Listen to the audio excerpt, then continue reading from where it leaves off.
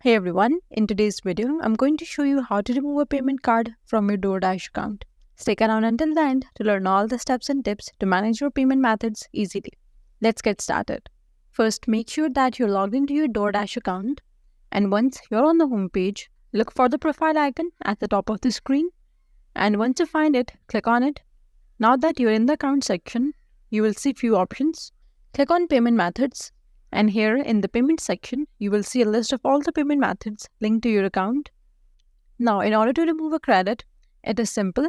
Locate the card that you wish to delete and then swipe it to the left. As you will swipe it to the left, delete option will appear. Now click on delete to remove the card. But remember, you cannot delete your default payment method directly. To delete it, you will need to set a different payment method such as PayPal as the default first. The default method will have a check mark next to it, indicating that it is currently set as your primary payment method.